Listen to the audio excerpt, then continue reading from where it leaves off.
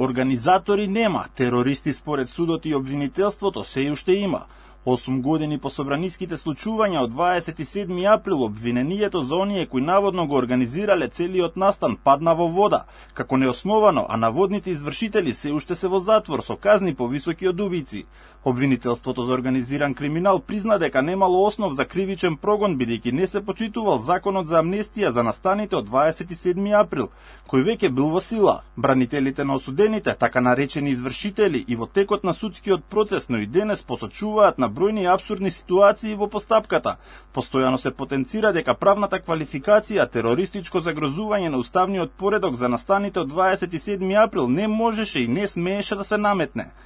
Збориме за пратеници кои што беа уценувани со нивната слобода за да си ја продадат државата, и збориме за апсолутна селективна правда во судовите кои што ја видовме. Збориме за тоа како судии одработија за да не идат во пензија, тука да станат уставни судии со тоа што ќе изречат 200 и кусур години затвор. Што не треба да забравиме, уште многу обвинети имаме кои што скапуваат по затворите, нивните семејства патат, некои од нив веќе го напушти овој свет, не можејќи да изтрпат неправдата.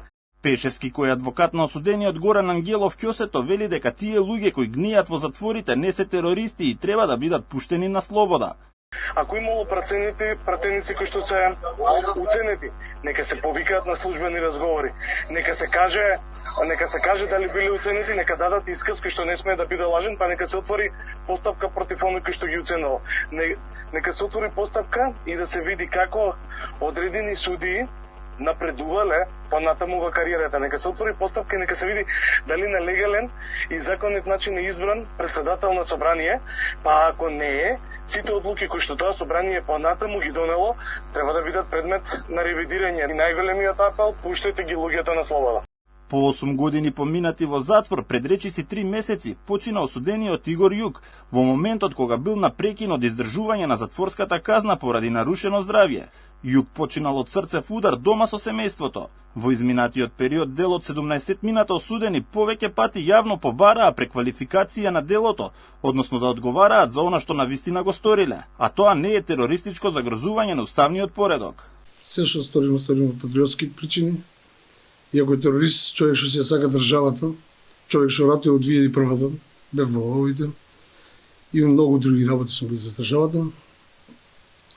И ако човек што влегол без оружје, без ништо, без никакво насилство во собранието, е терорист, тогаш нека бидам терорист. Тоа што македонските судови со години како да не сакаа да го видат, многу јасно го видоа во Страсбур. Тамошниот суд за човекови права пресуди во корист на обвинетите. Од таму има неколку пресуди кои ги потврдија аргументите на одбраната за политичко гонење на обвинетите за настаните од 27 април.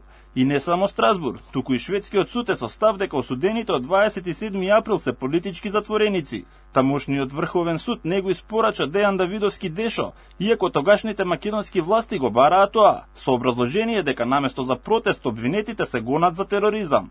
Семејствата на осудените во изминатите 8 години зборуваа за монтиран судски процес со цел да се исплаши и замолчи народот.